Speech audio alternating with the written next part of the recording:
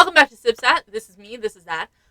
We have a video for you today that is about Jesus is my boyfriend lyrics. So these are songs that have been accused, Christian worship songs that have been accused of being too romantic in their lyrics. So we go through 10 different songs. We look at their lyrics. We evaluate each lyric specifically to see if it is inappropriate or perhaps too romantic for corporate worship. The video is about an hour and 20 minutes. It's just us talking. So please lend us your ears. Do something. Put us on in the background. Please watch as much as you care to watch and comment if you like it. Comment if you don't like it, but do so in the nicest way possible. Like, share, subscribe, so on, etc. Thank you very much for clicking on this video. Hope you'll have a good time hanging out with us as we look at Jesus is My Boyfriend, music and lyrics in modern Christian worship. Here is the video. Thank you again. See you later. Jesus is My Boyfriend is Jesus is My Boyfriend is the unaffectionate nickname given to praise and worship music, which is perceived to have lyrics that are inappropriate and potentially a bit too romantic sounding to be proper and adequate adoration of God. So what we have for you today is 10 of the internet's most, or I guess least favorite, Jesus is My Boyfriend praise and worship song contenders. And what we are going to do is go through their lyrics and determine if they beat the Jesus is My Boyfriend allegations, if the song should have ever been penned, and if it's appropriate to sing in general congregational worship.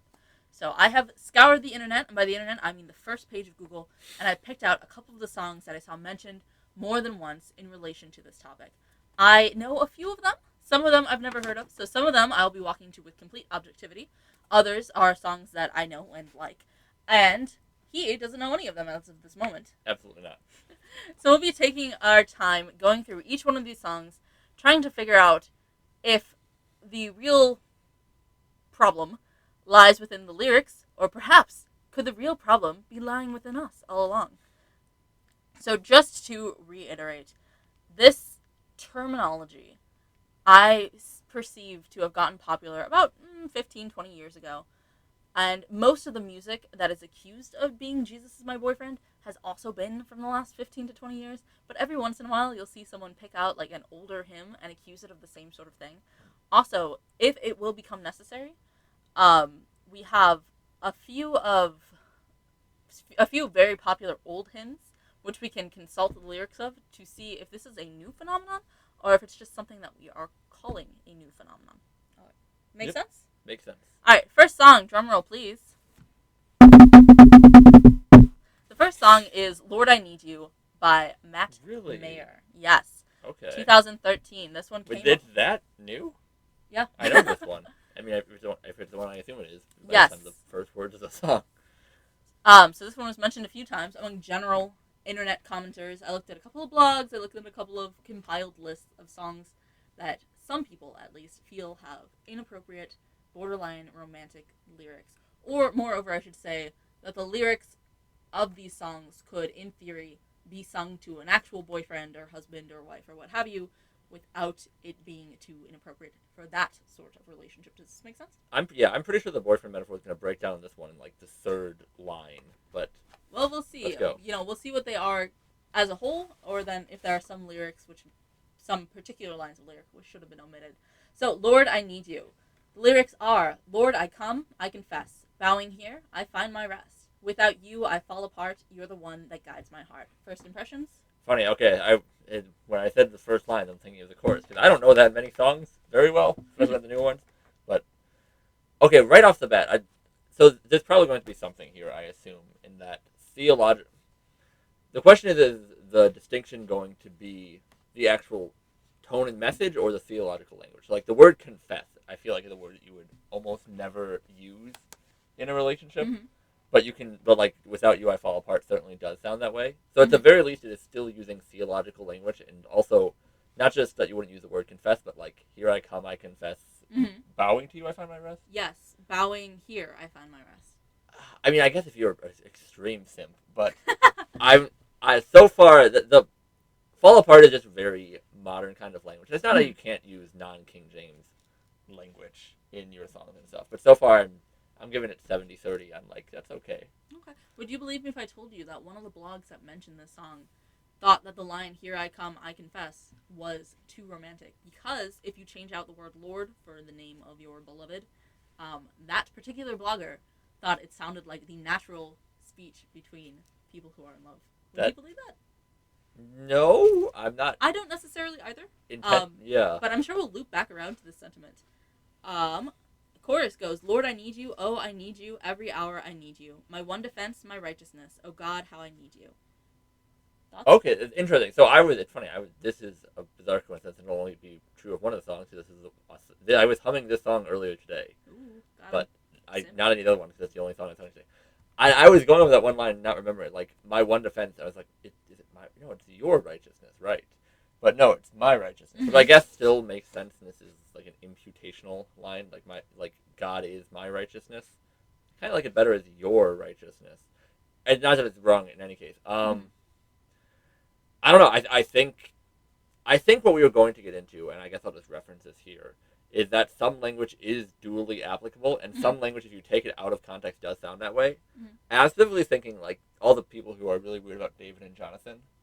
That's a really good point. If you took some of the language between David and Jonathan and, like, ripped it of context and put it in a boyfriend-girlfriend song, maybe it would work. I don't know. I haven't read First Samuel recently. But that the context actually provides what the thing actually is. So, like, every hour I need you could be something you say to your boyfriend. It could be something you say to God. It could be something you say to a parent or even a child in a certain extent. Like, I mean, maybe a little bit much, but, like, every hour I need you is an intense emotional connection at some level. So, could it apply to a boyfriend-girlfriend? Yes. I don't think it's that off. I guess the question is, should language be used for God be solely so awe-inspiring that it can never be mistaken for being that? So I assume that some modern songs are probably over-exaggerated. I mean, isn't there that... Maybe I should reference the channel. That Take Me to Church song. I don't even know the words to that song, but apparently it's bad. Doesn't it say, like, the person worships their I'll attracted worship person? Like a dog at the shrine of your life? Yeah, I know the first two lyrics of that song because I grew up in the time when it was popular. So yes. Possibly modern pop music, I don't know if that's pop or what, uses language that's so aggressive that it is bleeding into the theological rather than vice versa. That's very interesting. Neither one of us are big pop music people. Yeah. But we are both vaguely aware that it is not entirely uncommon for actual secular love songs to use language such as worship. I heard a country song the other day that's like, "You are my church." Like, oh, I'm not so sure about that, but... I also heard that song. Yes, we were in the same car at the time. Right, that makes sense. But all this to say, so yeah, it is possible that as more secular love song lyrics infect Christian worship music, it is also possible that Christian worship words, like worship, are infecting secular music. Yeah. Moving on to the second verse of Lord, I Need You, where sin runs deep, your grace is more. Where grace is found is where you are. And where you are, Lord, I am free. Holiness is Christ in me. Then the chorus again, Lord, I need you. Oh, I need you. Every hour I need you. My one defense, my righteousness. Oh God, how I need you. So teach my song to rise to you when temptation comes my way. When I cannot stand, I'll fall on you. Jesus, you're my hope and stay. And then once again with the chorus. Yeah, some of this language is more elevated. I feel like "Teach My Song to Rise to You" sounds well and above even an exaggerated romantic bit. And yeah, like, you guys bits, I'm found in you. You got some bits like "Where You Are There." This is just gonna be a repeat. I wonder if all the songs are gonna be like this. There's gonna be some like truly egregious ones, but I see in this, because of the way that modern pop language is used and because of the way that there's some overlap, just enough of this where I can understand someone saying, like, "Oh, this is my boyfriend." But I don't think you can actually do a one-to-one replacement here. I don't think you can say, like, "Oh my gosh, Jessica, teach my song to rise to you." I just don't think that works. I was gonna say, final conclusion, I think it beats the allegations. I think there is enough to reiterate what you've just said. It certainly couldn't be a one-to-one love song, and the general concept of needing someone that you love is not exclusive to romantic love, and therefore I think this nullifies any accusations for this particular song. I would agree. All right. Should this song be sung in corporate worship? We will get into the nature of me first language. This song, to me, seemed like a good, comforting song to sing on your own. I feel like there's a certain extent to which corporate worship, like, you can have individual language when it can apply to everyone. And this could be said to apply to everyone. But this just feels like a more personal song. And maybe I'll be shown to be a hypocrite if I'm trying to think of some other hymn that will apply. but I wouldn't say that this is inherently bad for corporate worship. Mm-hmm.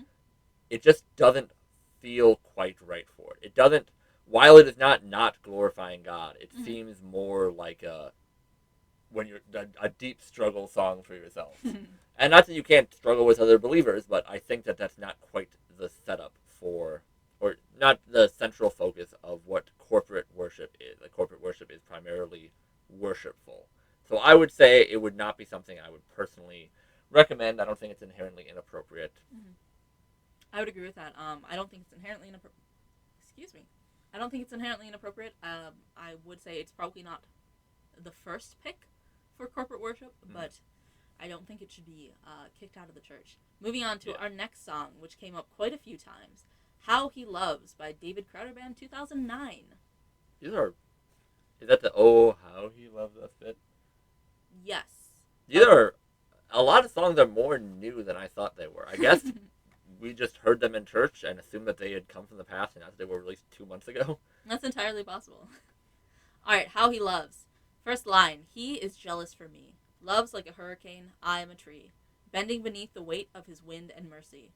When all of a sudden I am unaware of these afflictions eclipsed by glory, and I realize just how beautiful you are and how great your affections are for me." Okay, maybe this is not the song I'm thinking of. This is Severe Danger Zone. This is really? To me, this is like a 20 to 80. Like, we got the word glory, but no, this sounds much more like what I would expect "Jesus Is My Boyfriend" song to sound like. Interesting. Oh, we might have disagreement. This might be fun. I was going to say, I predict that generally you and I assume and somewhat hope that you are going to come down harder on these songs than I would. I think that's just going to be a male-female difference between the two of us. But I understand your concern. It certainly does sound a bit more severe. Love like a hurricane, I am a tree. Just, I can't name a pop star off the top of my head. It just sounds like something that some girly pop star would sing. Like, I suppose. You love like a hurricane, Brad. I'm just a tree in the hurricane of Brad's love. I don't know. Okay, I think, cautiously, trepidatiously, I think I'm going to go to bat for this first verse. I think it's well done. I think it's poetic. It's certainly dramatic. It's quite beautiful. "He is jealous for me." Obviously, that's lifted from the text. I realize it sounds quite romantic, but of course, God describes himself as jealous, so I think that's entirely appropriate. "Loves like a hurricane, I am a tree." Dramatic, yes. Inaccurate, not necessarily. It definitely conveys the titanicness of the love of God, the awe-striking, just whirlwind of it, to continue on that same metaphor. I think that's still appropriate. All of a sudden, I'm unaware of these afflictions eclipsed by glory. That harkens back to the concept of things growing strangely dim. I think that's still an appropriate metaphor. "And I realize just how beautiful you are and how great your affections are for me." Yeah, I'm sorry, folks. I'm gonna lock it in. No issue with this first verse for me. That's interesting. I think this will probably differ from song to song. This song, I think, would be stronger with "we's" compared to the first one. Well, funny you should bring that up. Moving on to the chorus, "And oh, how he loves us. Oh, how he loves us. Oh, how he loves us all." Yeah, so I think that it was unnecessary to go with first person front of the first one. So the first song we went through, "Lord, I Need You." That could be "We Need You," but I think "I" is effective there. Mm-hmm. But here, let me see the first bit of the, the jealousy, that's what I wanted to bring up. Mm-hmm. That, perhaps there's more references that I'm not directly aware of, but the majority of the times God is described as a jealous God, which is absolutely scriptural, is collective. That he's jealous for his people, that he's jealous for us. And then, like, "Love like a hurricane, we are a tree." A tree sounds a little bit more awkward, but the individualization of jealousy, to me, makes it sound more romantic than it would when speaking collectively. I think I think I'm going to come down relatively harder on this song. I'm curious if I'm going to be actively against any of the songs. Maybe I'm going to be a little bit too soft-hearted or something. But I think that is too "Jesus Is My Boyfriend" -y. I think it is more, especially more unsuited for corporate worship. I'm probably going to be a no on this one for corporate worship. I think it is not ideal both in the specific genre we're putting it in, "Jesus Is My Boyfriend," and I think just as a song in and of itself, it would be better for that to be collective. Interesting. Yeah, I definitely understand where you're coming from. I still don't think it's inappropriate to individualize the jealousy. To be jealous for a collective. I believe it's fair to extrapolate from that as jealous for an individual as well. But fair points. We then repeat the first verse, repeat the chorus. "Yeah, he loves us. Oh, how he loves us. Oh, how he loves us. Oh, how he loves." And then for the bridge, we have, we are his portion, and he is our prize, drawn to redemption by the grace in his eyes. If his grace is an ocean, we're all sinking, and heaven meets earth. Keep going. Sorry. Okay. I'm almost happy because I thought I was going to give everything a pass, and I'm not giving this one a pass. Okay.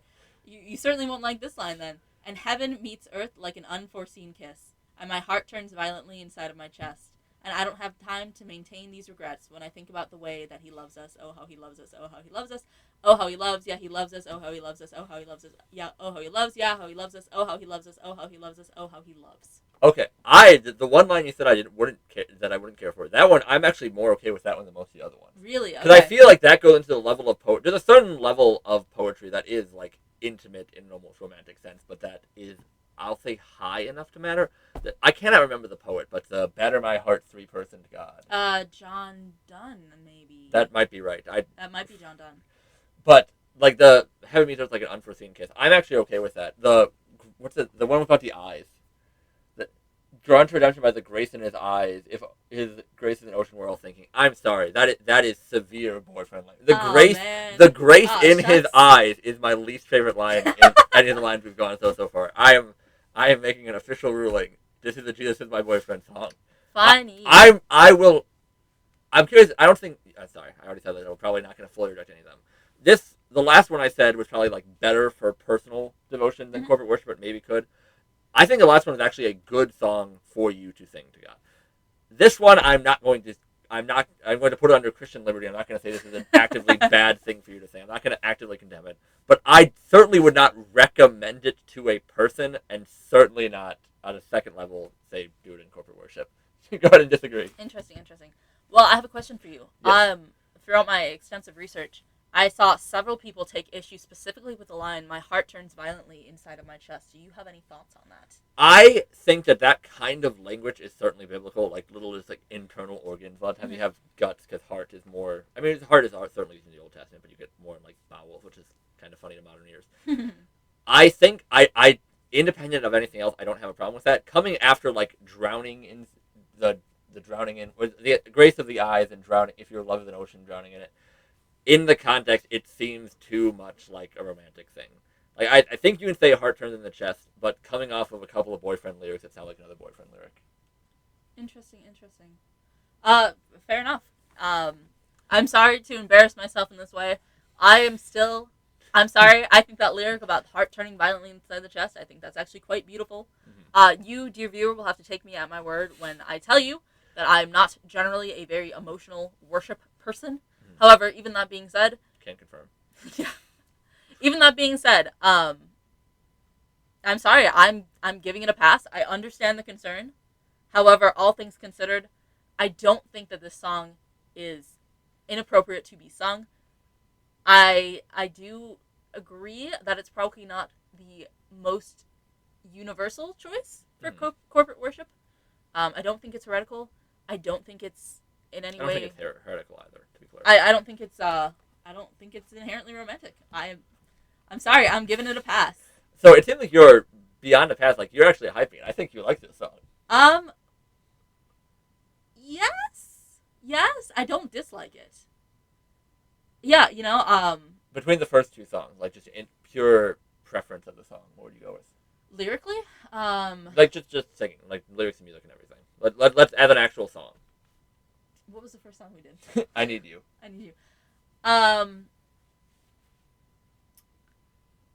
Yeah, I think, okay, this is gonna sound a bit bizarre, but gun to my head, if you had to do one of these two songs in corporate worship, despite what I literally just said, I think that it would be less uncomfortable for you to sing the second song next to whoever it is that you're standing next to in church than the first one. Funny. The first one, in my honest opinion, has more of a sense of personal vulnerability. I agree with that, but I think that's a decent reason to have it in corporate worship. I think I think there is a level when you can get to in worship where you essentially remove any human agency, and certainly when we can go down a whole rabbit hole about that, but where the sole function of worship is not to just admit and surrender helplessness. That is part of it, but it's also to equip. It is to equip to do the good works that we are called for. Mm-hmm. So I think that there can come a point where you say like, oh, I need you, and you're like, if everything is, oh, I need you, And there's no like, and I, by the strength you have given me, will do good for you, will seek to honor you in what I do, will love you by keeping your commandments. Then it can go too far. But I think that kind of vulnerability, even if it's a little uncomfortable, actually is valuable to cultivate, and I think it's a lot more valuable than Love of the Hurricane, I Am a Tree. I'm not completely harshing on that. The Love of the Hurricane, I Am a Tree now sounds better in the light of like the grace of your eyes, which I apologize. Maybe there's a psalm that has that line, and I'll have to recant, but not my favorite. Interesting. I'll take it into consideration. Number 3. Moving on to our third song, I Could Sing of Your Love Forever by Local Sound. Okay, this feels like it's an older song. It's got to be at least 2000, right? You know what? I don't have it in front of me. Let's see. 2004. Okay, that makes me feel a little better. I believe a few of these songs are a bit newer. As I've said, some of the songs that we're going to look at are songs I don't think I've ever heard, but I believe they're newer. I know we've got some like Bethel coming down the line. But as for now, 2004, I Could Sing of Your Love Forever. I Could Sing of Your Love Forever, local worship group threatens. I flubbed that joke. Whatever. Alright, verse 1. Over the mountains and the sea, your river runs with love for me, and I will open up my heart and let my healer set me free. It's on the end. I keep using percentages just if you don't get what I'm doing percentages. Like percentage like yeah, percentage no. So the first one I said was like 70-30 good, second one was 20-80 not good. This one's pretty near to 50-50 so far. We'll see how it develops. Interesting. I feel a little I feel the opposite. I feel a little bit more uncomfortable with your river runs with love for me. That's fine. It's true. I wish that would have been a we. I guess that would be grammatically strange. But let's continue. Verse 2. I'm happy to be in the truth, and daily I will lift my hands. I will always sing of when your love came down. See, funny. I'm being softer on this one, and I think that you're going to be harder on it. Maybe. I think. Gotta keep him guessing. The Love Like a River. Funny, I'm about to say the Love of the Hurricane again. Funny. The Love Like a River. This is maybe an odd thing. I'm trying to connect this in my head. But for some reason, the hurricane line feels worse than the river one, despite the fact that they're both like natural phenomena. Okay. The first verse, still, at least to my ears, feels broad enough that I think maybe it's like because the hurricane is. Here, can I see the first bit again? Yeah. I mean, the rivers are running with your love for me, but I think. No, I'm just gonna cut that off and wait until I hear a little bit more song. So far, the your love coming down, I think there's theological language in this. I think there's more of a conception of it. Thus far, I'm still. Generally think it's okay, but I'd like to hear more. Okay, moving on to the chorus. I could sing of your love forever. I could sing of your love forever. I could sing of your love forever. I could sing of your love forever. Then we repeat the first verse, repeat the second verse, repeat the chorus, and then move on to the interlude. Forever and ever. I could sing of your love forever, forever and ever. I could sing of your love forever. Bridge. Oh, I feel like dancing. It's foolishness, I know, but when the world has seen the light, they will dance with joy like we're dancing now. And oh, I feel like dancing. It's foolishness, I know, but when the world has seen the light, they will dance with joy like we're dancing now. I could sing of your love forever. I could sing of your love forever. I could sing of your love forever. I could sing of your love forever. I don't think I'd ever heard the interlude before. I'm slightly going to bat for this one. I think that whole interlude with dancing and stuff that seems to be talking to people and the church and not to the lover in this thing. It's like we are dancing because of the love. We're not dancing because of the lover. And there'd be obviously going to be some split things here because you should be dancing because of like the personal love that God has shown. Mm-hmm. But I think that's less boy-friendly language. I think the love coming down does speak to God in a broader sense, and I appreciate that. The first verse is the most like romantic sounding with river and such. Mm-hmm. But I think this song is going through the structure is repetitive and not very theologically rich, and probably would not be super recommended for corporate worship in that sense. I agree. This sounds like an okay. I don't know how easy it is to sing lyrically. I don't know how to sing at all. She at least partially knows how to sing. I don't know the difference between a key and a tone or a whatever. don't ask me these things. He doesn't. But this seems like it could be like a reasonable like kid song.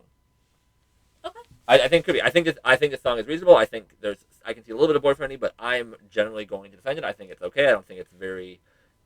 I don't think it's heavily romanticized. I think it's very simplistic. I think simplistic is not inherently bad. I don't think it deeply shows theological truths. Everything doesn't have to be the deepest theological song. I would not recommend it for corporate worship. Mm-hmm. I would be okay with it. I'd be more okay with it as a kid song. Okay. I should point out the big flaw in our premise here is we are in fact just looking at the lyrics. We're not actually listening to the song with the melody and the music and all of that. Yeah. There are a lot of repeated words here, and while the lyrics themselves, you may be correct, may not be suspect. this continual repetition always makes me nervous. Mm-hmm. I'm not a huge fan of the line, I feel like dancing, it's foolishness, I know. Not necessarily because it sounds romantic, more like, you gonna dance or you're not gonna dance, coward. I don't like that in a more of just a consistency sense. I don't know. I'm not going to accuse this of being boyfriendy. I will accuse it of being a little bit lackluster. That might be a little rude to say. However, the general premise, I could sing of your love forever, I don't think that's inappropriate. I think that's entirely fair and true. You certainly could sing of the love of God forever. Yeah, I know people have taken issue with that specific lyric. I'm sorry, I'm not there with you. So, of the three, would you place it between the first two, or? Yeah, sure. Okay. Yeah, yeah. If we have good enough memories, we can do approximate rankings of them at the end, but we probably won't have enough memories. No, we probably won't. We'll see how that goes. We will not. Next song, You Are My All in All by Dennis Jurgen. I don't know what authors. Two people wrote Christian hymns, Martin Luther and Chris Tomlin. Don't ask me anyone else. Okay. Oh, the Gettys. We love the Gettys. Okay. You are my strength when I am weak. You are the treasure that I seek. You are my all in all. Seeking you as a precious jewel. Lord, to give up, I'd be a fool. You are my all in all. I haven't heard a song in a long time. Chorus. Jesus. Lamb of God. Oh. Funny, I was gonna go. Then I'm like, no, I'll cut it off. She's like, funny. No, All right. cut it off. Chorus. Jesus, Lamb of God, worthy is your name. Jesus, Lamb of God, worthy is your name. All right. First two verses. I will cede that yes, if you take out the word Lord. No, the chorus you can't really get around. That's obviously Christian music. Todd Lamb. Funny, but if you were to remove the word Lord from the second stanza here, sure, this could be mistaken for a love song. However, a lot of things could be mistaken for a love song. I'm going to say not inappropriate. Yeah, I think you could even use the seeking and finding language. You could use this in a wholly non-personal sense. Like, you could be seeking, like, I don't know, if you want to be, like, very, like, in terms of, like, oh, I'm seeking my identity in this Disney movie or something like that. Like, yes, the seeking can be romantic, but no, I think that's fine theologically. I think that doesn't even have to be inherently romantic. This one seems to get a pretty clear path on the allegation, at least as I'm hearing it so far. Taking my sin, my cross, my shame, rising again, I bless your name. You are my all in all. When I fall down, you pick me up. When I am dry, you fill my cup. You are my all in all. Jesus, Lamb of God, worthy is your name. Jesus, Lamb of God, worthy is your name. Jesus, Lamb of God, worthy is your name. Jesus, Lamb of God, worthy is your name. Yeah, I think this is 90-10 fine. Like, there's the slightest, and by the 10% not being fine, that's just, like, the natural overlap that most language that shows devotion would connect to romance. I don't think this is a Jesus My Boyfriend song at all. The only line, like, you are my all in all, I guess that's the closest thing, but also that's a good thing to say to God. I guess maybe it's just because it sounds slightly more modern, but I think that this is clearly fine, and I think this is a pretty solid song for corporate worship also. Yeah, I take no issue with this song. All right, next. Pass. Pass. The song is passed. Check mark. Next song, Draw Me Close by Michael W. Smith. I think this is the first one that I don't know of at all. I don't think I know this one either. All right, draw me close to you, never let me go. I lay it all down again to hear you say that I'm your friend. You are my desire. I do know this song. Sorry, continue. No one else will do. I'm sorry. You are my desire, no one else will do, 'cause nothing else can take your place. To feel the warmth of your embrace, help me find the way, bring me back to you. First thoughts. Help me find the way, bring me back to you. This one I think is a lot closer to. I don't know why the vibes of the second song struck me so much. This one, in terms of the actual lyrics, I can see it being a lot closer. It's a little bit hard without hearing the tune, but as I best recall the tune, I think I've heard it. I think I heard it on CD at some point. Mm-hmm. It's in the slow. It's a very solo song from what I recall of it. Like, this is not a song built for multiple people to sing, and this much more seems like a one-on-one. Oh, I do know this song. I'm sorry. I do know this song. A one-on-one soliloquy is not the right word. What's the word? Soliloquy? What, monologue, confession? No, not ballad. Serenade. Serenade. Okay. Serenade. Okay. Maybe that's the wrong word. Again, I don't know anything about music. But this one, again, embraces and such language can be used scripturally. This one is closer. I don't feel like it's trying to be boyfriendy, but I think this one is more a little uncertain. I generally agree with you. For whatever it's worth, I do think that this is going to sound unbearably pretentious, so please bear with me. I think the more outside of Christianity you are, the more concerning these lyrics probably sound. Understandable. To feel the warmth of your embrace. I can understand how you'd be cautious of that. I mean, even I was like, oh, okay. But then I thought about it for a second. It's like, no, that is still permissible.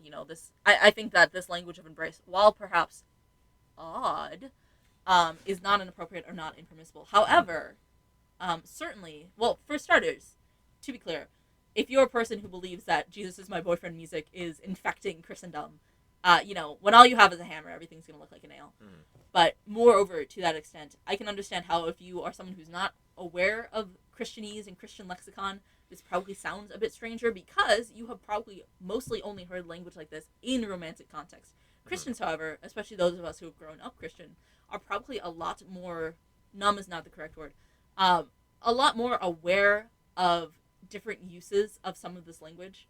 Because if you want to be obnoxious for a moment, secular music, there aren't really too many secular songs about friendship. It's pretty much all romance. Christianity is inherently different, obviously, because we don't sing any songs about secular romances. We have a couple about friendship, but of course, for the most part, they're all about the love of God. So I think as cradle Christians, you and I here, we're probably primed to interpret these words in a different way than average Joe off the street might. Yeah. I guess it's worth saying, probably should have been in the beginning, but whatever, just as a general, just for where we are. We both grew up in the church. We both grew up in churches that were, I think we had a reasonable mix of contemporary and non-contemporary. Yes, I We agree. had a fairly reasonable amount of hymns. We had a fairly reasonable amount of the stuff that was newish of that time. Or if you didn't hear it in church, you would hear it playing on the radio station sometimes, or again on like a CD or something.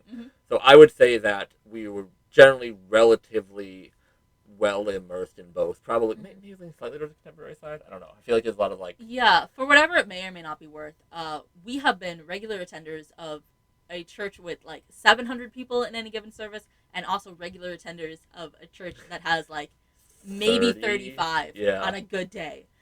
So we've done the terrible contemporary music, we've done the hymns, we've done the really old hymns.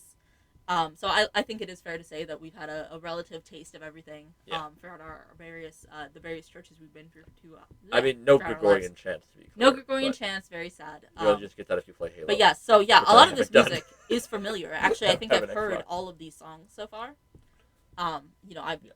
And a few of these I recall we did sing in church back in the 2000s. I'm curious if there's going to be the one again being a non-musical person. I feel like you always hear like the '90s were a hotbed of this.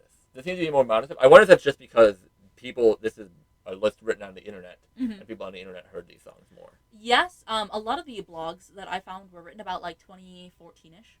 So it seems like that was when this initially, the button became hot for the first time, if you will. All right, continuing on with the lyrics of Draw Me Close, we get to the chorus, You're all I want, you're all I've ever needed, you're all I want, help me to know you are near. Again, I recognize that could sound strange if you're coming to it from a secular context. In a Christian context, totally appropriate. What do you think? Yeah, I'm gonna place this one probably in second to last place. Okay. As farther, and then I still think this is not inappropriate relating to God. I think it seems like it's treading too close on this line, especially because, again, unfortunately you guys can't hear this because we have no idea how copyright strikes with music work. But this song, I'm jumping a little ahead of like the corporate worship thing. This is such an individual song. It's not a song that you sing collectively. It doesn't even feel like a thing. It doesn't to me, and it's because I'm not a very good singer. Like, Lord, I Need You feel like a song that anyone can sing. This one feels like a song, not performative in a negative sense. Like, this is a song that is a performance. This is a song where it's like, I want to hear this guy sing about God, and he's good at singing about God. This, I think it is still mostly okay, but it goes too far. It's too easily transferable. I think this is by far the most, like, if you actually just straight up swap out the names and don't tell someone about it, it's the most similar to that. It doesn't inherently make it bad, but yeah, I'd leave it at that. Yeah, I agree with you. I think this song is, of the ones we've looked at so far, this is the one that has the least exclusively theological language. It could be the most easily misinterpreted as a secular love song. I also agree it's deeply personal. I would not recommend it for corporate worship. Yeah. The song repeats the first verse, and then repeats the chorus, and then we are done. So, not the best. Not the best. Not the best. Not condemnable. in my opinion, but I can understand where concern would arise. But I think the other thing is, we ought to be careful not to judge. What am I saying here? No, sorry, I'm not. We should judge. That's not what I meant. I think we ought to be cognizant that we ought to judge our own music by our own standards and not the standards of the world. If that makes any sense, yes. Elaborate on that, actually. Okay.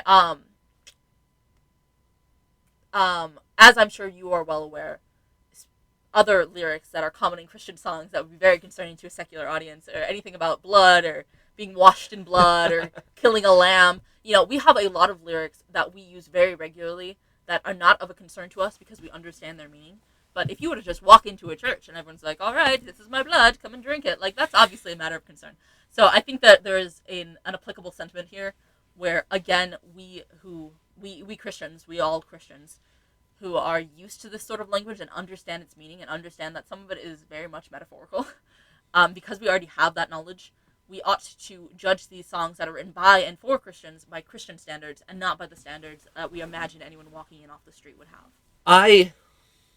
I don't want to apply that completely because I think some of the issue is that I think the allegation as a whole is presuming some level of secular hearing of these songs. And so I think that you grade them on a curve because of the different ways that Christians can use the same language. But I think that still is on a curve. I think you have to let the theoretical secular person hearing this go in there at some point.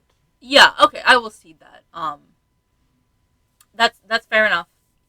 Yes, we should be seeker sensitive, right? Oh, that'll be 40 minutes all on its own. Jeez Louise. Okay. Yeah. Next song, Ever Be, Bethel Music 2015. Ooh, Bethel. Controversial. Controversial. I don't recognize the song off the top of the head. Nor do I. Lyrics go. Your love is devoted, like a ring of solid gold, a vow that is tested, like a covenant of old. Your love is enduring through the winter rain, and beyond the horizon with mercy for today. Faithful you have been, and faithful you will ever be. You pledge yourself to me, and that's why I sing. Initial thoughts. Okay, so I don't know the tune. This sounds much more like a poem than a love song. It's a relatively pretty poem. It definitely sounds very secular, boyfriendy. You pledge yourself to me. Again, this to me plays individualized language. This one, by far, seems the most. Yeah. This is, again, I don't know how it sounds as a song, but this doesn't sound like this is my boyfriend's song. This sounds like I'm 15 years old and I'm doing a reasonable job in my AP English class and writing a note to a significant other. I almost said a spouse. Funny. Yeah, I will second that. This is definitely the most matrimonial song. It definitely sounds like a wedding song, a vow, a ring of gold. I don't love it. I don't think we've crossed a boundary yet. I'm sorry, that might be my conclusion for all of these. I think I might just be a bit more liberal here than perhaps I ought to be. Not loving it, to be clear, but it's still permissible. I think this is definitely not a corporate worship song. I think this is definitely a place where the me is not appropriate. Can you just skim through the lyrics again one more time for me? Yeah. Your love is devoted like a ring of solid gold, a vow that is tested like a covenant of old. Your love is enduring through the winter rain, and beyond the horizon with mercy for today. Faithful you have been, and faithful you will be. You pledge yourself to me, and that's why I sing. You pledge yourself to me, not loving that one. Okay, this is a pretty poem. I think there's a lack of majesty in it. I think there needs to be a notion at some point of just that God's love is all of these things that are described, but it's also at a level beyond that. One, I think there's going to be an accusation commonly. There could be a nice little bit here about the love despite personal sin, because that's like kind of central point. Sin. I don't think we've talked about that. We haven't talked a whole lot about sin in this so far, but this is a pretty poem. I think it's not. It is a pretty poem that you could direct towards God. It doesn't seem very inherent towards God. I think this is, of all of them, the most boyfriendy. Yeah, I would agree. There does seem to be. Yeah, almost like I said, like almost spousal, which is nice. Yeah, to continue on your point, it does seem this song seems very horizontal, insofar as I agree. You do not get the sense that the singer is placing God appropriately high above themselves. It almost sounds as if the singer and God are equals, which is, of course, inappropriate. Yes. Chorus. Your praise be ever on my lips, ever on my lips. Do we know this song? Praise be ever on... I don't know. Whatever. Yep. Familiar. Maybe I've heard this song before. Anyway, your praise will be ever on my lips, ever on my lips. Your praise will be ever on my lips, ever on my lips. Your praise will be ever on my lips, ever on my lips. Your praise will be ever on my lips, ever on my lips. Verse 2. You father the orphan. Sorry, I love my lips on the VeggieTales song, isn't it? Yeah. There we go. That might rank VeggieTales songs then. Jeez Louise. Okay. You father the orphan, your kindness makes us whole, and you shoulder our weakness, and your strength becomes our own. Now you're making me like you, clothing me in white, bringing beauty from the ashes, as you will have your bride. Free of all her guilt, and rid of all her shame, the bride, and known by her true name, and that's why I sing. Again, pretty poem. This is at least a little bit more theological, but I'm not seeing, funny, I'm not seeing the elevation in the song that one would want to see. Yes, I like this verse more than the first. Not a huge fan. I'm going to go ahead and lock in now. This is probably really not a great corporate worship song. I understand, obviously, the metaphor of the church as the bride of Christ is from the Bible. However, I don't see, like, blue-collar Jeffrey walking in and singing this as part of the congregation. I think that a lot of these songs, there is an argument that has been often made that the modern church is extremely feminine. And songs like this are not, they're not defeating that accusation. While not incorrect, this is no Onward Christian Soldiers, like, this is what I'm getting at here. It's very, this one is getting a little bit closer to the line for me in terms of sounding perhaps inappropriately romantic. Mm-hmm. Your praise be ever on my lips, etc., etc. You will be praised with your angels and saints we do sing. Worthy are you, Lord, you will be praised with your angels and saints. Worthy, praise, blah, blah, da, da, da, da, da, da. Praise be ever on my lips, ever on my lips. Okay, so basically we just sing ourselves out by repeating the same line, like 9 times. Don't love it. Wouldn't recommend singing it corporately. I think this one should have stayed in the diary of the songwriter. Yep. I hope that's not too heavy of an accusation, too rude of a thing to say. It is not heretical. It's pretty. It probably is too horizontal. It's very intimate. It's very personal. It is. Maybe this one shouldn't have been published for the wider world. Yeah, it's a poem that then has a chorus repeated 433 times apparently. Yeah, lots of repetition. Not my favorite. Nothing that jumps over the line, but it does, in my opinion, toe close to it. Mm-hmm. Next song, Communion by Maverick City Music, 2019. Also not familiar. Not familiar. I do not know the song either. We are returning to the place you've always belonged, right here with you. Take me back to the garden. Take me back to the moment I heard your voice. Take me back to communion. Lead me back to the moment I saw your face. Initial thoughts? See, it's interesting. I wonder if there's an inherent bias. There's one of 2 inherent biases possible here. One, song that we know we want to defend because we know them. 2, songs that we heard the tune of sound more like songs to us. So I don't know the tune to this one. So far, I would also say that this, more than the last one, sounds more like boyfriendy and also more like a song rather than poetry. I think there is some theological connection. I don't know. Let's continue on. I think this one is the most boyfriend songy sounding one so far. This song is really long. To reiterate, I don't know the song. I've never read it before. I have only read as much as I have read for you now. First verse, I'm going to disagree with you. I think it's fine.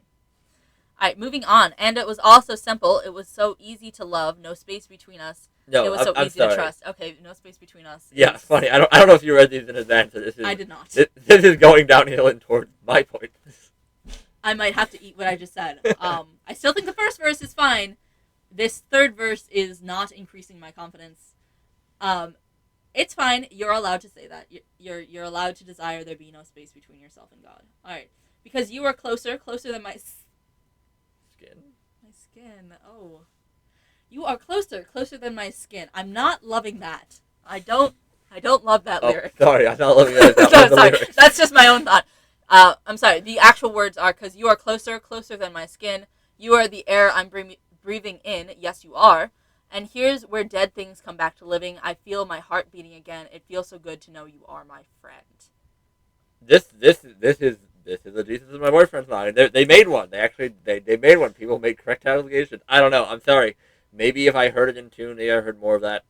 This seems like a very strong Jesus is my boyfriend song. I was gonna say, and it doesn't seem to have a lot of redeeming theological qualities in the sense of like things that like set it apart. Like it's not like, again, I haven't accused any of these songs of heresy yet, and probably won't. It'll be interesting if we have one that's heretical. Yeah, the lyrics. It looks like this is rather a long song, but so far I've not enjoyed what we've read so far. Continuing on, and in this garden, here in this place, I find you close. This is communion, and in this place I'm fully known. Fine. Fine. And it was also simple and easy to love. No space between us. You're close, closer than my skin. I really dislike that bit. That's so. Oh, it's so simple and it's easy to love. There's nothing between us. Just that. Yeah. Nothing sounds theological there. No, I'm sorry. Like, I think I agree with you there. Like you can derive a theological conclusion of easy to love, but like there's no Bible where it sounds like, oh, you're so easy to love, God. That's fair. You're closer than my skin. You're the air I'm breathing in. Dead things are alive. It feels so good to know you are my friend, my friend, my friend. Yeah, it's where I'm meant to be. Me and you, me and you. Ooh, me and you. Not me and you, me and you. Ooh. Yeah. This is where I'm meant to be. Me and you and me. I don't have to prove a thing. You've already approved of me. You've already approved of me. This is where. That still not heresy yet, because if you are going to use that language, you need to actually speak to the justification that makes it happen. Because, this actually is someone walks into a. This is the most someone walks into a church and hears that. It's like, oh, God approves of me. That's cool. I thought God had ruled and stuff. I thought God said you should repent of your sins. This is where I'm meant to be. You and me. Me and you and me. I don't have to prove a thing. I don't. You've already approved of me. This is where I'm meant to be. Me and you and me. Blah, blah, blah, blah, blah. You're closer than my skin. Here's where dead things come to life again. I feel my heart beating again. It feels good to know you are my friend. There's nothing like your friendship. There is nothing like your friendship with you. I mean, I guess the only thing better than making Jesus your boyfriend is putting Jesus in the friend zone. Funny. I was going to say, they put in the word friendship so many times to say, like, no, look, we didn't do it. We didn't do the thing you accused us of. Yeah, we are returning to the desire of your heart. We are returning to the desire of your heart. Yes, we are. We are returning, whoa. We are returning, we're coming back home. We are returning, whoa. We are returning, oh, sing it again, whoa. We are returning, oh, we're coming after you, oh. I don't know anything about songs. Here's my heart, God. Yes. Why is it that all these modern songs, like, they have lyrics, and then the last third they forget lyrics and just kind of just say, oh, we're turning, whoa, we're turning, whoa. They just forget they were writing a song. Funny, just to reiterate the flaw again, because we are just looking at these lyrically, it is enough. Quite possible that these songs are worse when they're actually sung, insofar as better. Well, I guess what I'm getting at here is I assume that if you're repeating the same thing, literally, let's see, what is this? 9 times. Oh god. There's probably a lot of emotions happening in that room at any given time, which can make lyrics that when you look at them soberly, you might be able to give a pass. It makes those lyrics more dangerous when they're actually set to music, and when I imagine everyone is like raising their hands and closing their eyes and dancing around. And when you keep repeating the same thing over and over again, it becomes melodic, it becomes hypnotic. I think for all of the songs we have discussed thus far, it is very likely that they are probably worse when sung. They are probably more romantic adjacent. I don't want to get to spiral off on this because we're not hearing them. I'm not 100% sure I'd agree. Okay. I don't know. I guess it depends. I think that's probably a different thing. Like, what is the actual notion to which a tune makes something emotional and therefore different? But yeah. I'll leave that. I'll do no low contender on that. I'm not going to test it. We are returning, oh, and we'll never look back. We are returning, we're coming back to you. We are returning, here's my heart, God, we are returning, here's where the dead things. Because here's where the dead things come back to living, and I feel my heart beating again. Here's where the dead things come back to living. I feel my heart beating again. Here's where the dead things come back to living. I feel my heart beating again. It feels so good to know you are my friend. Yeah. Yes, I didn't know that I could have a friend like you. So I didn't know that I could have a friend like you. So good. You're so good. I didn't know I could have a friend like you. You're closer than a brother. I didn't know that I could have a friend like you. I didn't think that I deserved it. I didn't know that I could have a friend like you. You don't. Funny. This is the worst song in both It's funny. I don't know this. I'm being sketchy about this song. You keep Is blowing this me a away. Hillsong Bethel Elevation thing or someone else? This is by. Oh wait, this is the Maverick City. By Maverick City. I have not heard. I've not heard City, of them but either. I now have a lower opinion of the neutral opinion I started with because I didn't know them. Funny. What did I just say? You are blowing me said away. The same thing 20 times. I didn't know I could have a friend like you. Just the voices one more time. Oh, okay. I assume that's the worship leader. Maybe we're singing a cappella at this point. I didn't know I could have a friend like you because you're close to my skin, the air I'm breathing in, dead things. What a friend we have in Jesus. Someone better sing it out next time. Hey, we're still rolling. I don't think this is meant to be official lyrics. Sins and griefs to bear. Okay, now we're just singing the actual song. What a friend we have in Jesus. Sins and griefs to bear. What a privilege to carry everything to God in prayer. What peace we often forfeit. What needless pain we bear. Because we do not carry everything to God in prayer. I didn't know I could have a friend like you. I didn't know I had a friend like you who holds me close in shame. Oh, I didn't know I could have a friend like you. A friend who's better than I could ever be. Oh. I didn't know I could have a friend like you. He's here with the dead things. Heartbeat, heartbeat, heartbeat. Dead things come back to life. My heart is beating. Dead things, heart comes like. It feels so good to know you are my friend. That one was a bit of a doozy. Yeah. Yeah. I'm sorry. This is not getting the pass for me. I'm sorry, Maverick City. I don't want to visit your town. Funny. Yeah. No for corporate worship, and no for. I think this is no for personal singing. Yeah. I think.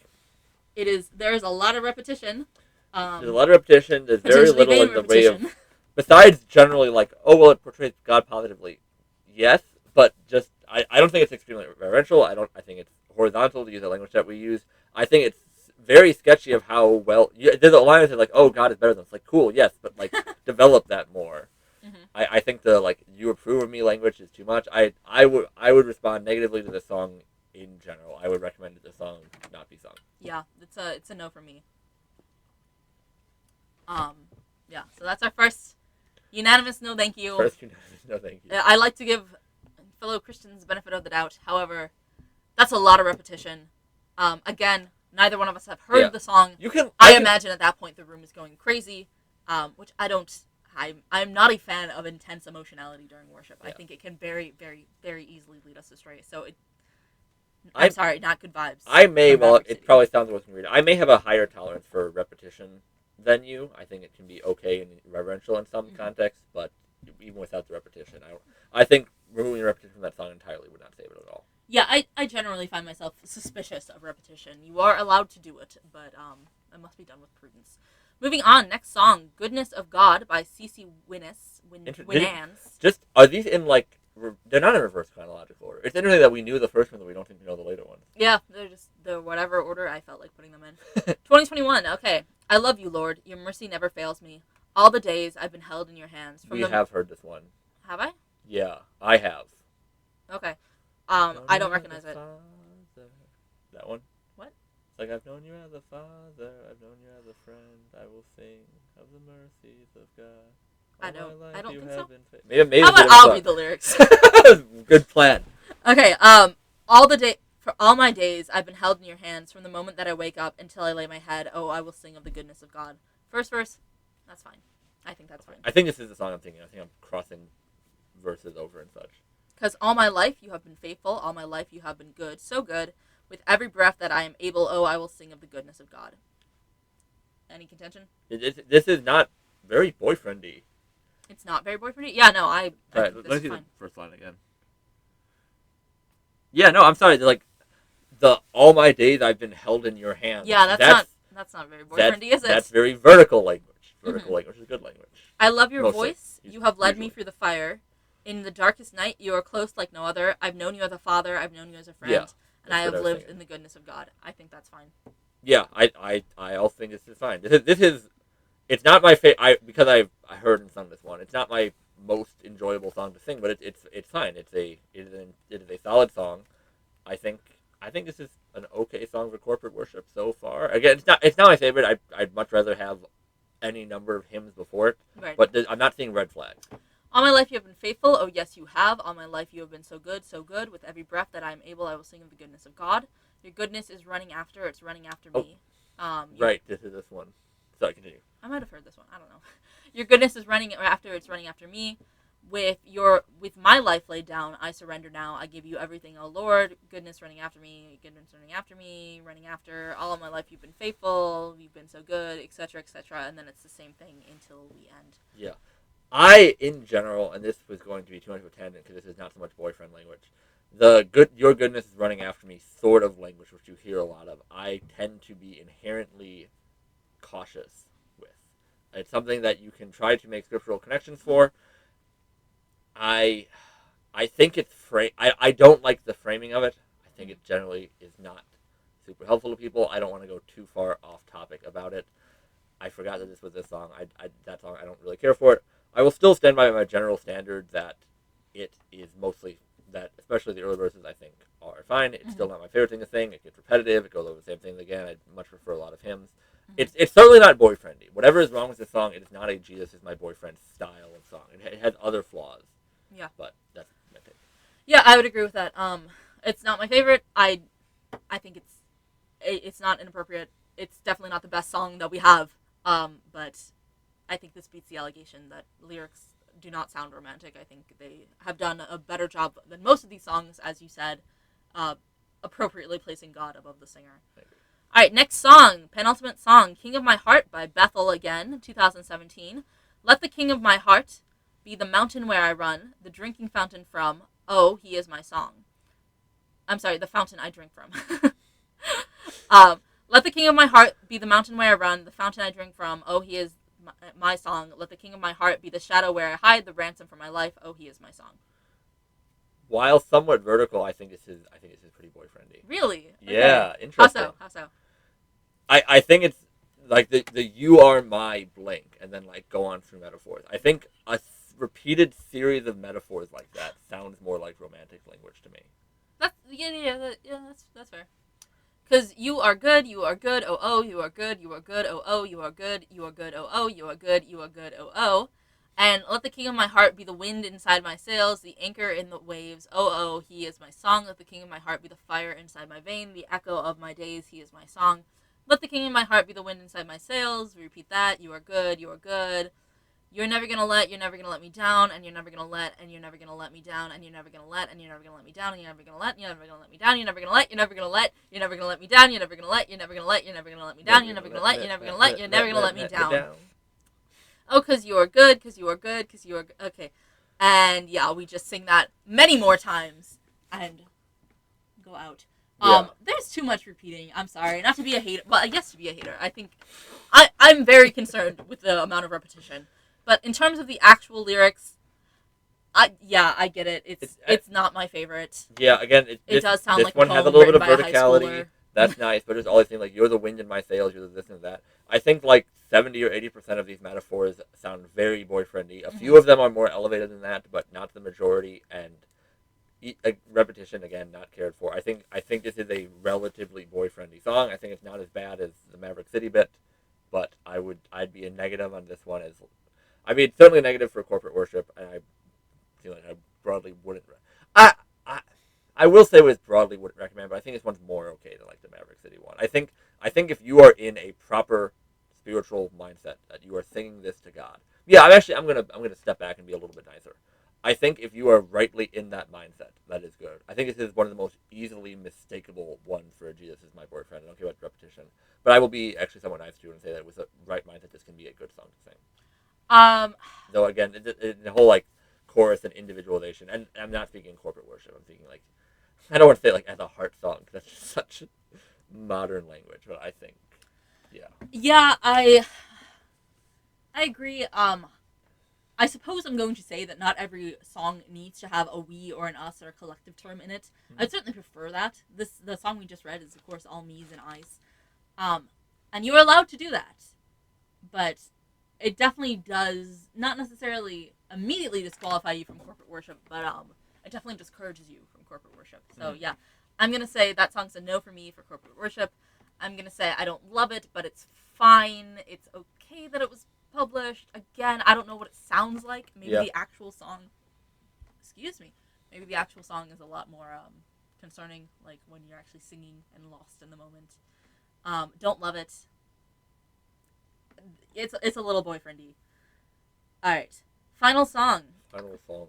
I Just Want You by the Planet Shakers. What a interesting band name. Okay. All right. Extra 25% off clearance at Nordstrom Rack. Go away. Got an ad. Okay. Verse 1. More than a nice melody, more than the sweetest of words, this is the love I have found, and in this love I am found. Okay. Sounds older fashioned than I would have expected so far. So far, love is used in a very metaphorical sense. I'm thinking 60-40 okay. So far, yeah, sure, that's fine. It's fine. It's fine. Chorus, I just want you, Jesus. I just want you, my Lord. I just want you, Jesus. I just want you. I think that's fine. I don't know. It is still okay. Mm-hmm. The want language does lean into that sort of comparison a little more. I agree. Like I said, hammers, nails. Yeah, fair enough. I think it's not inherently inappropriate to say that you want Jesus. That's fine. Yeah. Verse 2, I could never comprehend the love you so freely give, and I could never be worthy, but your love covers all my sin. That's fine. Yeah. Bridge, there is no greater love than yours. Nothing else could ever compare. I don't know what a bridge is. Nothing else could ever compare, and even if I searched the world, I could never find a love like yours. There is no greater love than yours. Nothing else could ever compare, and if I searched all the world, I could never find a love like yours. Maybe this is just because it sounds more like it's not inherently bad that it's similar, but like the searching the world for love just sounds very secular. Mm-hmm, mm-hmm. I think it's okay in this context. One gets secular vibes. So yeah. It's fine. It's permissible. It's not good. Yeah, just it's not entirely inappropriate. It's certainly not. Again, it's not the best we have in Christendom. This is not the best song we have. Chorus, I just want you, Jesus. I just want you, my Lord. I just want you, Jesus. I just want you, my Lord. I just want you, Jesus. I just want you, my Lord. I just want you, Jesus. I just want you, Jesus. I just want you, Jesus. I just want you, my Lord. I just want you, Jesus. I just want you. And we're done. There's not a lot of words in that song in general. There's not a lot of words in that song in general. I've never heard this one before. Again, maybe with the actual music behind it, it feels entirely different. But just the black and white lyrics, yeah, it's fine. That is one of the most songs so far. Again, maybe with music. A little touch boyfriendy, not a lot. I wouldn't stick those allegations on it, but it doesn't. I'm not wowed. Okay, final thoughts then. Jesus is my boyfriend. Is this actually a terrible affliction, a blight upon modern worship? Or are we perhaps being a little bit too paranoid? I think that it is a generally reasonable concern insofar as, again, we're not people who have literally no bias, but it seems like some of the ones that we thought were more Jesus and my boyfriendy are from groups that seem to be popular today. Yes. And are from like post 2015. Mm-hmm. I think that it's not a universal thing. I think that one can err too much in trying to remove nothing is not even vaguely boyfriendy, so we have to have completely separate. Like, funny. Okay, just to be clear, you can have songs that don't even mention the word love and are still great Christian songs. Mm-hmm. But like it that kind of relational language does have a place. I think it's a relationship, not a religion, is a bad thing, but it's also wrong to remove all relational language from the faith. I also agree. Yeah, none of these songs were necessarily heavy hitters in terms of theology. A church that only sings songs such as this is a church that I would caution you to be very wary of. Agreed. However, a church that occasionally sings these songs, I think that's fine. For most of it. None of these are like if you heard the song "Get Up and Leave" sort of thing. Yeah. And obviously, we're getting into other issues with like the groups that wrote these songs and controversy with that, which is not going to be the topic of this particular video. Mm. But yeah, I think to concur with that, like I think some of these songs are clearly worse than others. Yeah. In my opinion, I think this applies to songs and sermons alike. It is okay to have a little milk sometimes as a treat, but of course, the majority of your Christian diet should be meat. Insofar as the majority of the songs a church sings ought to be theological and sound and not based primarily on emotion or not based primarily on your personal relationship with Jesus. I know that sounds a little harsh, but I do mean it. As he has said, this whole phraseology of it's about relationship, not religion. I get what that means, but it's a cause for great concern. I think that's a little snowball that you set rolling down a hill. So yeah, I'm not a fan of this style of music in general. It's not wrong. It's probably not the wisest sort of music to regularly and exclusively consume. Um, and then, of course, also, this goes without saying, but there is a certain point where there's just a failure of language when talking about God, and particularly the love of God. Obviously, you say, I love you to your brother, or your mom, or your best friend, or your dog. Well, some people do. I've heard. Some people do. But the point is, you can say I love you to your dog and to your God, and it's the same words, but obviously they have very different meanings. The way you love your pet versus your brother versus your friend versus your God are extremely different, are fundamentally different, or ought to be different. But it is very difficult to verbally, in English, express the difference of that, especially in a succinct way. Yeah, even the difference in the word your between your dog, your brother, and your God is insanely immense. Mm-hmm, mm-hmm. So, let alone for, as you say, love. Like, there is a point, I completely agree, at which language fails. And there's a good cause to be made for charity in this, where if you had the language used, it's like, I'm not so sure about that. It's sometimes it's like, oh, they could have thought something better. It's like, maybe they did the best that they could. Yeah. But that is not to say that there are not people who think, like, I could try to make this more theologically rich, but I'd prefer to make it more poppy. Yeah, that is, of course, another issue that a lot of people have very correctly brought up. The concern that this music sounds secular insofar as it sounds like, like any other love ballad, any other pop song. And I think there is something to be said for that. I'm generally not a fan of Christian music that mimics the style of other genres of music. Not to say you can't do it. You can have your Christian pop, you can have your Christian rap. The law requires me to say that you are allowed technically to make Christian rap. I would strongly advise you against it. I would strongly advise you against mimicking that which is seen in the world. I do understand where the concerns about these songs come from. I don't think it's entirely pearl clutching, but I will, if you'll all permit me, offer a gentle chastisement against people who are very concerned about this. I just, for whatever it is worth, I think we ought to make sure that we ourselves are not, well, to speak more strongly, that we ourselves are not so addled by thoughts of romance and eroticism that we read it into context where it was not. Mm-hmm. I think that is a concern. Where if you read a song discussing the singer's devotion to God and you say, ooh, that sounds kind of saucy, that's a you problem. Seriously, I do mean that. And I mean it gently but severely and quite firmly and truly, is that we really ought to be careful that we're not carrying our own baggage into worship music, that we're not looking at someone else's relationship with God and being like, oh, ew, that's inappropriately romantic.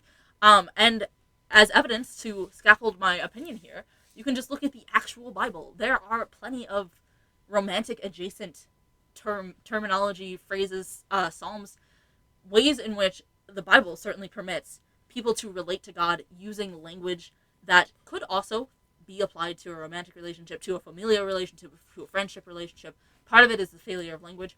Part of it is, as we mentioned, the idea of God being jealous, the idea of the church being the bride of Christ. We didn't come up with that. That stuff's in the Bible. So I would advise you not to allow any perversity in your own heart to pervert the pure and holy and the goodness of the love of God, not for you to start misinterpreting that in a worldly and in a more disgusting sort of way. Yeah. And it might be something in the sense that these are things that, to my general impression, I don't know all of these are songs that are relatively commonly going to be seen and sung in corporate worship. Mm-hmm. And I think, this might be something that there might be another tip on. If you like this, either as a general format or this topic in general, please feel free to comment or and tell us what you think about it. Yes, please. But I know in the days of 80s and 90s, where it seemed like the first Christian contemporary stuff happened, to my general impression, that was not often sung in churches. Like, I think Carmen was sung in churches a lot, or that is Zoe a very Girl. Good point. That is and a so very good point. There may be something that may be interesting to look at, whether those kind of directly for the CDs songs had more Jesus is my boyfriend language. And if they did, if that was something, if that happened more often because they weren't for churches, and or if the fact that these are for churches mean that they need to have a stricter standard than that would have. Yeah, I agree. I think that's a very good point, is that some of these songs might be more acceptable if they're just on the radio or just whatever you're listening to as you wash the dishes or whatever, versus when they are actually sung in church. Mm-hmm. That's all. That is, in essence, a world of difference. Yeah. as I've said, none of these songs I think are our best. They're okay. We can do better. We've done better. We have much better. But that being said, yeah, I think we ought to be careful when we look at songs and psalms and even hymns that refer to Christ and God with very affectionate and flowery language. We ought to be careful not to misinterpret that. I think that here in modernity, where we live, we often interpret most things through a lens of sexuality, and that is perverse. Just as a harsh but fair statement, in my opinion. Yeah, and even beyond sexuality, but I think we're talking about with the horizontal versus the vertical. Like, even if it's entirely platonic, the Jesus, my boyfriend, can be problematic in the sense of it just, like, that, I'm not going to use it. No, I'll skip that word. Essentially, that it seeks to level things out. Like, that Jesus put himself in the form of a servant and emptied himself is absolutely true. Mm-hmm. But if you treat Jesus as only that, if you only talk about the humanity of Jesus and not talk about the fact that Jesus is God and thus that Jesus is greater than you. This is the kind of thing that we don't see in most love songs, especially in the relatively egalitarian culture, that Jesus is God, that God is greater than you. The absence of that kind of language, I think, is something that you're missing something important there. I agree. Yeah, certainly not the best we have to offer. Final note, we should all go back to hymns. No. Do you have final thought, final conclusion that you'd like to share? Beyond what we've already said, not extremely. I think broadly speaking, one must be ready and willing to examine, and maybe it's actually worth. I think you mentioned this earlier in the intro, looking at some hymns that also use like I and me language. That when I think both of us, broadly speaking, like more traditional music. We like more hymn style music more than modern. Not that all modern music is bad. I think some of it I enjoy quite a bit. But broadly speaking, that seems to be the preference. And there is a question of, like, what does make it so different? Because it feels so much more reverential. It feels so much better in this way or that way. Mm-hmm. But if you can't actually, and I suppose it's something that one can't entirely describe, but if you can't put objective things on it, then one fears becoming just, oh, I like it, and therefore I say it's better in this way. But can I show that objectively? Mm-hmm. So I personally want to be, and I think we all ought to be, cognizant of our own biases, that if we just say, like, oh, all modern songs are Jesus is my boyfriend, actually look at them, and some of them do seem to be, and some of them don't seem to be, and maybe if we compare some of them to older songs, and some of the other older songs, if judged on the exact same standard, wouldn't seem as good. Mm-hmm. We can't give a pass to the thing that we like, or we can't give a pass to it just because it's old, and in the same way that we shouldn't give a pass to something just because it's new. Yeah, fair enough. Well, thank you very much, and thank you very much. We're right here at the end. Don't click away just yet, because I want to say thank you very much from the bottom of our hearts. Please, if you like this video, like this video. If you want to see more like this and other things that are not like this, feel free to subscribe or consider subscribing. And genuinely, if you have any comments or thoughts, please put them down. I think this is a fascinating topic. If you disagree with us, if you agree with us, if you have other songs that you think are more contentious, let us know. Also, we might go and look at some older hymns to see if there's been a through line of this very self-centered language. I think that would be an interesting video. Mm-hmm. I really do appreciate if you watched. And if you have watched this far, even if you're someone who doesn't normally comment, if you could just comment, just saying that you watched this far, we would appreciate that. It's helpful to know if people are watching them, because YouTube watch time statistics don't seem to make much sense or be particularly reliable. Yeah. So even if you have a criticism, by all means, leave a criticism. But if you actually watched to this point, one, we appreciate you watching, whether you enjoyed it or not. Hopefully you enjoyed it. But let us know if you watched it, and feel free to leave constructive criticism or leave compliments. We like compliments too. But just let us know if you watched this far, and if we want us to keep making these things, and if you want us to keep making them, what you want us to make them on. Yeah, absolutely. We're very new to this. We're still figuring out things. We're getting as much data as we can, so your feedback is very helpful. Thank you if you watched this far. Thank you if you continued watching even after I made the concluding line. It's so funny to watch the watch time just fall right off as soon as you say it's done. Wrap it up. Anyway, all those things being said, thank you very much. Really appreciate it. Hopefully we will see you in the comments, and if not, hopefully we'll see you for the next video. So, thank you. Thank you. God bless. Bye.